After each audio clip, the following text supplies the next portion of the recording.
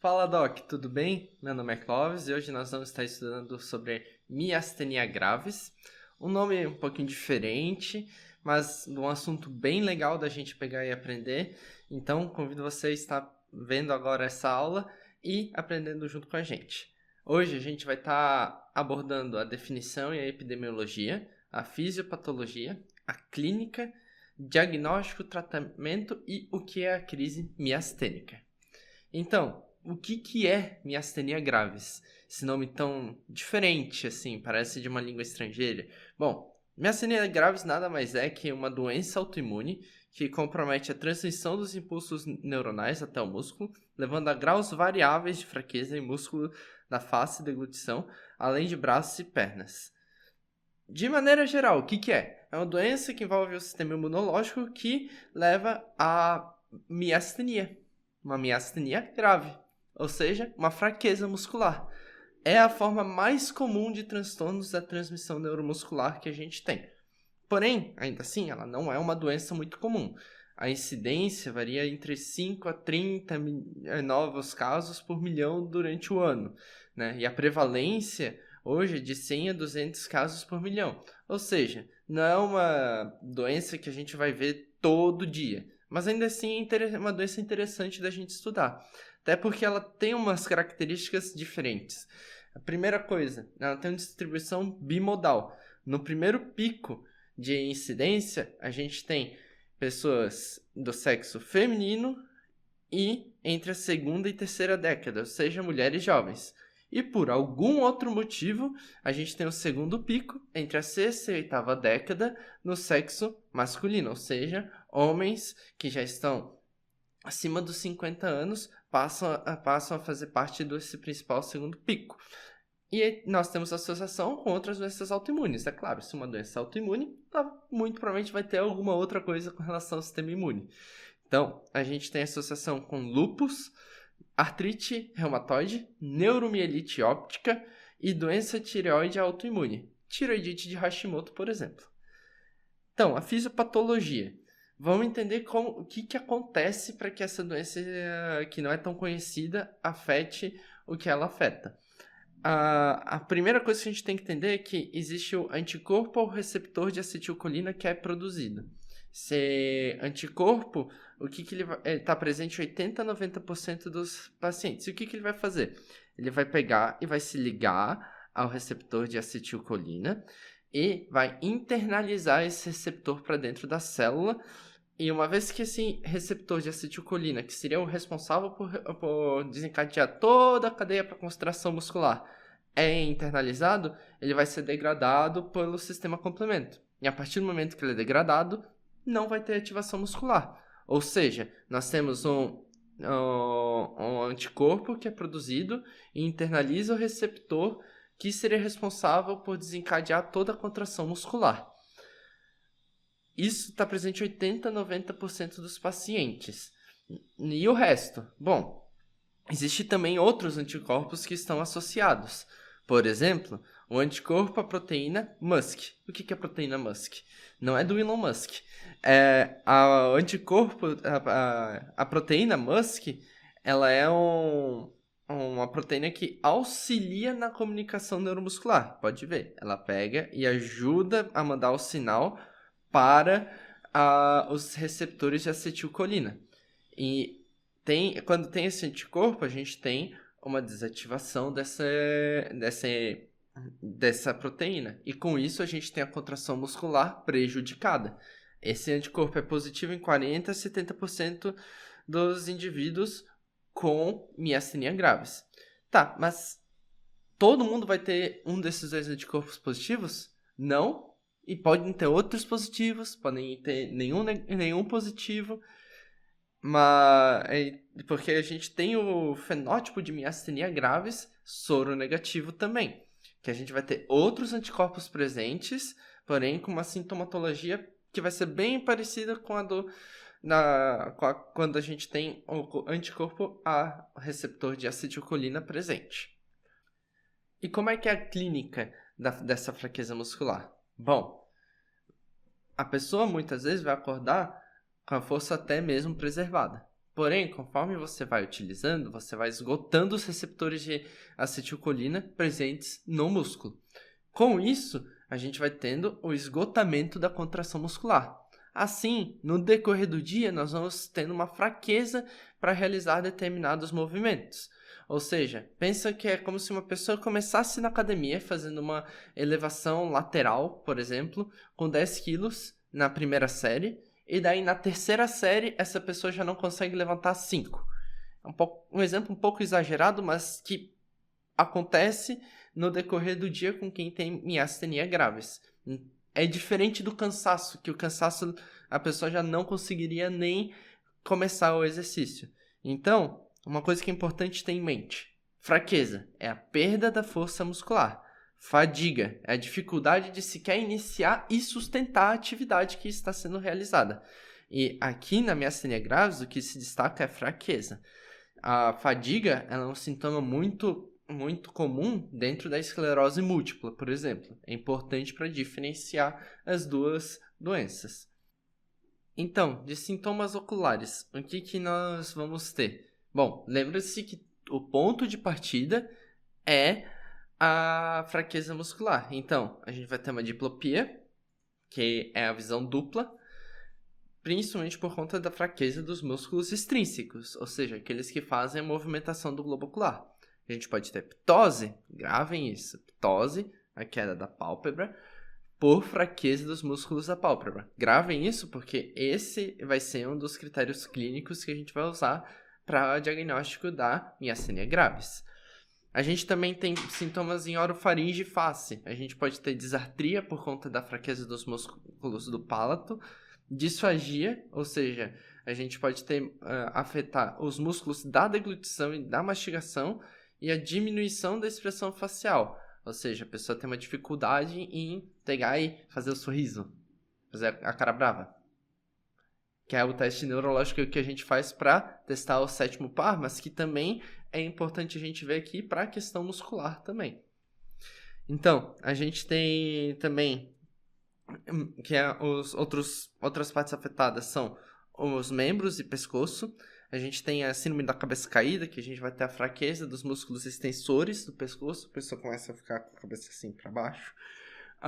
E a gente também tem fraqueza em outros membros, principalmente nos braços em relação às pernas e principalmente proximal, ou seja, a pessoa não consegue pegar e fazer o movimento de pegar e puxar peso, por exemplo, né, para treinar o bíceps. A gente tem também a fraqueza dos músculos respiratórios, e isso é grave. Isso aqui causa crise miastênica. E a gente chama de crise, inclusive, porque a gente tem risco de insuficiência respiratória, e isso aqui pode levar a óbito. Entrando um pouco mais a fundo, a gente tem a classificação da miastenia graves. A gente tem a miastenia graves ocular, que a gente tem a fraqueza limitada à musculatura ocular, e aí temos esses sintomas iniciais em 85% dos pacientes. Ou seja, a maioria dos pacientes não vai começar com uma fraqueza generalizada, ela vai começar com fraqueza ocular. Ela sendo ela restrita a olhos por mais de 2 anos, 90% dos pacientes tendem a estabilização clínica. Ou seja, se começou no olho e fica só no olho por 2 anos, 90% desses pacientes vão ter uma estabilização. Importante, o anticorpo anti-acetilcolina pode ser negativo. Assim, é importante a gente ficar atento porque se a gente tem sintomatologia, se a gente tem toda uma clínica bem presente, a gente pode ainda assim proceder na investigação, por mais que esse anticorpo venha negativo. E nós temos também a miastenia graves generalizada, que é o que faz o pico bimodal, lembre-se, 20 anos a 30 anos, principalmente mulheres entre 50 a 70 anos, principalmente em homens, que faz esse pico bimodal clássico é na generalizada. E em pacientes jovens, nesse caso, é bem comum a presença de timoma. E o que é esse timoma? Bom, é a hiperplasia do timo, que está presente em 60 a 70% dos pacientes com os anticorpos contra os receptores de acetilcolina positivos. E em 15% a gente vai ter de fato o timoma, que é como se fosse um tumor mesmo do timo. Então, é importantíssimo a gente pegar e investigar isso também.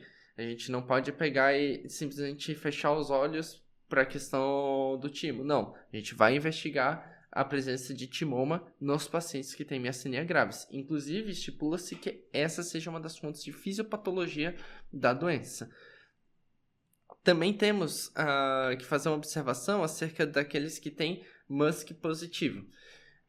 Nesse caso, nós temos predominância no sexo feminino e predileção por sintomas de orofaringe, disartria, disfagia, dificuldade da expressão das mímicas da face, também podem estar presentes aqui no MuSK positivo, e a gente tem uma atrofia bem marcante desses músculos.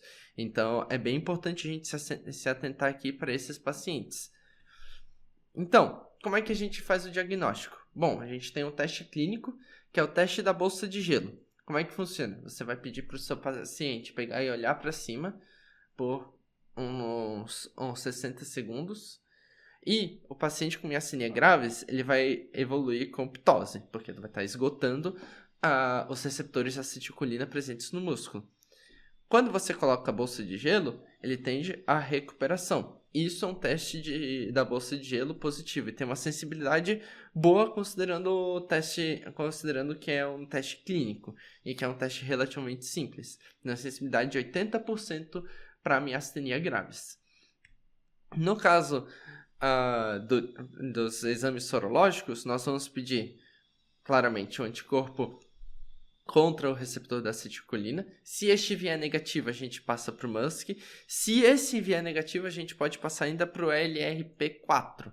Porém, a partir daqui, a gente já começa a considerar a eletroneuromiografia para diagnóstico. E nós temos também os pacientes que vão ser soronegativos, ou seja, não vão ter presença de nenhum anticorpo detectável. E daí o diagnóstico vai se dar pela eletroneuromiografia. Nós também precisamos examinar causas associadas, por isso nós vamos pedir uma tomografia. Lembra lá do timo que pode estar aumentado? Então a gente precisa ver se tem um timoma ou outra normalidade. A gente pede também o TSH para investigação de hipotireoidismo de Hashimoto, ou melhor, dizendo, tireoidite de Hashimoto.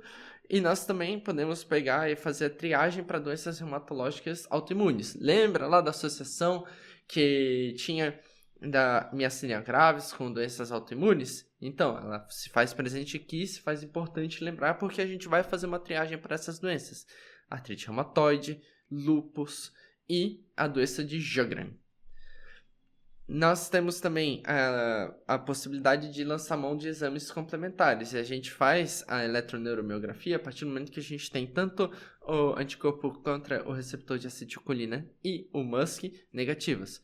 A gente vai fazer idealmente com fibra única e vai ser importante para diferenciar de outros diagnósticos, né? Então, a gente vai identificar determinados grupos musculares envolvidos. Outro teste que a gente faz é a estimulação nervosa repetitiva. Como o nome diz, a gente vai estimular o músculo repetidamente, de 6 a 10 vezes. Conforme a gente vai estimulando, a gente vai vendo decremento na resposta. Lembre, sistema nervoso, ele é um sistema que é muito dado por respostas elétricas. Então, a gente vai medir as respostas elétricas para analisar como é que está a resposta muscular. E a gente vai ver um decremento nessa resposta, formando uma linha em U, nesse traçado, que vai estar com no mínimo 10% de decremento. Isso ajuda a gente a afirmar o diagnóstico de miastenia graves. O diagnóstico diferencial, o que é importante a gente pensar? Bom, digamos que o sintoma predominante seja fraqueza ocular. A gente pode pensar em oftalmopatia tireoide, oftalmoplegia externa crônica progressiva, distrofia muscular oftalmofaríngea e patologias de nervos cranianos e de tronco. A gente também tem, se for fraqueza bulbar, lembre-se da esclerose lateral amiotrófica ou doença do neurônio motor. Existe um fenótipo na ela que é o início de predomínio bulbar.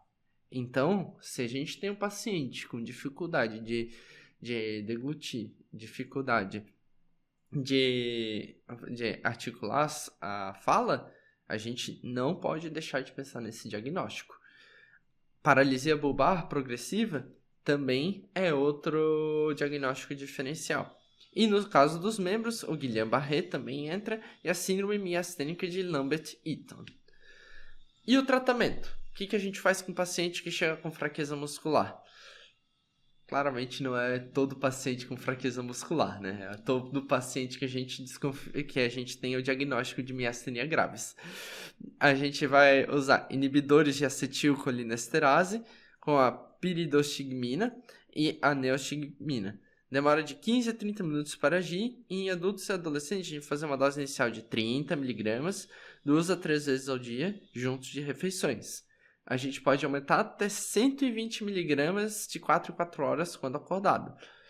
Crianças e adolescentes mais jovens, a gente pode iniciar com uma dose de 0,5 a 1 mg por quilo, cada 4 ou 6 horas, junto com as refeições. A dose máxima diária é de 7 mg por quilo, divididos em 5 a 6 doses. Qual que é o efeito adverso? Bom, é um efeito paradoxal, na verdade, que a gente tem uma crise colinérgica. A gente tem uma fraqueza paradoxal, ou seja, se a gente estimula demais a questão da acetilcolina, a gente pode cursar sim com uma fraqueza paradoxal. Porém, isso acontece só em superdosagem. Nesse caso, a gente pode usar o glicopirrolato, propantelina e iociamina podem ser usados nesse caso. E a imunoterapia? Bom, doença autoimune, é de se imaginar que a imunoterapia ia entrar em algum momento. Bom, isso a gente usa para pacientes que continuam sintomáticos apesar do uso de piridostigmina. Ou seja, muitos pacientes simplesmente com tratamento sintomático, ou seja, começou a ter crise e toma piridostigmina, muitos deles melhoram. Porém, existem alguns pacientes que vão continuar tendo crise a despeito do seu uso. A gente usa a imunoterapia principalmente em pacientes com miastenia graves generalizada, ou seja, aqueles pacientes que começam a afetar os membros, começam a afetar a orofaringe. Nesses pacientes a gente começa a ponderar sobre a imunoterapia e a gente vai fazer a imunossupressão com prednisona 20 mg por dia, escalando até chegar a 60 mg por dia por 4 a 8 semanas. Depois a gente vai reduzir gradativamente. E nessa redução a gente pode usar azatioprina ou micofenolato para esse desmame do corticoide. Outras opções para evitar o uso de corticoide, ou pelo menos reduzir o seu uso, são o uso de imunomoduladores, que a gente usa para pacientes que justamente têm risco para corticoterapia. Por exemplo, em diabéticos, a gente pode usar o efgartigimod e a rosanolixuzumab. O nome é difícil. Que esses imunomoduladores sempre têm um nomezinho complexo. Eles são os que mais têm evidência a favor. Porém, a gente também pode lançar mão de outros imunomoduladores. O metotrexato ele é usado principalmente para pacientes que não responderam bem a poupadores de corticoide. Ou seja, a gente tentou usar azatioprina, a gente tentou usar esses outros imunomoduladores, porém não deu certo, a gente pode lançar mão do metotrexato. E no caso de doença refratária, a gente precisa analisar individualmente, podendo individualizar o tipo de imunomodulador que a gente vai usar. Tá. Pincelei sobre crise miastênica, mas ainda assim ficou um pouquinho no ar. Então vamos tentar retomar um pouquinho sobre esse tema. A crise miastênica ela é precipitada por algum fator, geralmente. Pode ser por gravidez, pode ser por alguma infecção, pode ser por alguma cirurgia, medicação ou até mesmo pelo curso da doença. E é uma condição de risco à vida com piora da fraqueza que necessita de intubação ou ventilação não invasiva. Ou seja, a gente começa a ter uso da musculatura acessória, a gente começa a ter um colapso respiratório e, importante, fraqueza bulbar é um aviso. Na disfagia, aquela questão da disartria, beleza, pode estar presente, mas o que acontece? Essa musculatura do pescoço, ela é muito importante também para manter as vias aéreas pérvias. É só tu lembrar lá do ABCD do trauma, que uma das coisas que a gente faz é pegar e estender o pescoço. Por quê? Para poder manter as vias aéreas pérvias. E isso Com a fraqueza muscular, a gente começa a perder essa perviedade. Então, a fraqueza bulbar é um aviso muito importante para o caso de crise miastênica. E o tratamento? Bom, a gente começa com suporte ventilatório, a gente vai fazer intubação eletiva, a gente vai fazer ou a gente pode lançar mão de uma ventilação não invasiva. A gente pode fazer a plasmaférese para remoção dos anticorpos e imunoglobulina humana intravenosa, 2 gramas por quilo no decorrer de 2 a 5 dias. O prognóstico não ele tem uma mortalidade relativamente acentuada, de 5 a 12%. E a gente cursa geralmente com falência múltipla de órgãos. Ou seja, miastenia graves tem seu tratamento, tem como pegar e reagir. De maneira geral, a gente relaciona com relação à fraqueza muscular do olho, mas ela tem uma complicação gravíssima, que é a crise miastênica. E é para essa que a gente precisa ficar muito atentos. E orientar também o paciente para ele também conseguir pegar e identificar quais são os sinais de uma crise miastênica. Bom, vamos para o nosso quiz. Os exames importantes a serem solicitados, no caso de miastenia graves, são os seguintes. Todos abaixo: tomografia de mediastino, anticorpos específico e triagem de doenças autoimunes. E a resposta é todos abaixo. É bem importante a gente pedir a tomografia de mediastino por conta da hiperplasia de timo ou o timoma, né? Lembra, hiperplasia de timo pode estar presente em 60% e 70% dos pacientes. O timoma pode estar presente em 15% dos pacientes. E das doenças autoimunes que estão muito relacionadas com miastenia graves. O sintoma cardinal de miastenia graves e geralmente inicia em fraqueza muscular, que é o sintoma cardinal. Lembra, não tem como pegar e se enganar. Miastenia. Mios, músculo, astenia, fraqueza. Grave.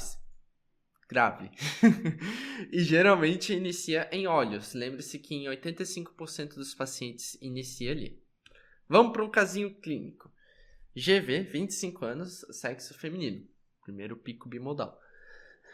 A vista cansada. O paciente tem percebido há cerca de 3 meses que todo final do dia, ou seja, a gente vai esgotando a acetilcolina presente na placa muscular ou esgotando os receptores de acetilcolina presentes na placa muscular. Tem tido dificuldade de manter os olhos abertos. Nota principalmente que a pálpebra do olho direito começa a cair e não há nada que ajude a melhorar. No início achou que fosse por conta da semanada de provas da faculdade de medicina, principalmente por conta da diplopia associada e por ocorrer mais à noite. Afinal, quem que não ficou meio grog estudando para 50 provas da semana seguinte? Porém, nos últimos tempos, tem ficado frequente, independentemente da rotina. Notou também que quando vai na academia, de manhã consegue puxar mais peso que à noite, quase o dobro. Percebeu na noite passada que estava com dificuldade de articular as palavras, o que a assustou e levou ela a buscar o centro de saúde no momento. Nega dificuldade respiratória. Ela até foi bem resistente. Pegar e esperar o dia seguinte para procurar o centro de saúde, ela esperou bastante. De história mórbida pregressa, hipotireoidismo. Ou seja, uma doença que muito provavelmente é autoimune. De exame neurológico, a gente tem ptose palpebral após manter esta elevada por 60 segundos, após colocar o saco de gelo por 2 minutos, a diminuição da ptose. É o teste clínico clássico do saco de gelo. A força, grau 4, em membro superior direito, em membro superior esquerdo, preservado em membro inferior. Considera que tu tá no início da tarde, que é o paciente que chega ali no postinho de saúde. Já deu tempo de pegar e começar a esgotar um pouquinho os receptores de acetilcolina. Fala, motricidade e semântica adequadas, sensibilidade preservada, marcha preservada e coordenação preservada. Então é importante a gente sempre lançar a mão do exame neurológico completo. Isso aqui é um caso de miastenia gravis, como vocês podem ver, que a gente está começando a ter uma generalização dos sintomas. Então, paciente que a gente já precisa ficar um pouquinho mais atento. E o fato dela ter tido essa fraqueza bulbar, por que eu falei que ela esperou bastante? Primeiro porque se tem uma dificuldade de articular as palavras, a primeira coisa que o imaginário popular vai pensar é em um acidente vascular encefálico. E segundo lugar, porque isso é um risco para a crise miastênica. Lembre-se, é um sinal de alarme. No momento ela também, mas a gente precisa orientar muito bem essa paciente e precisa com certeza referir ela para a neurologia. Na residência, mulher de 22 anos com quadro de cefaleia frontal esquerda de forte intensidade com raros episódios de náuseas e vômitos que cedia com uso de analgésicos comuns há 20 dias de emissão.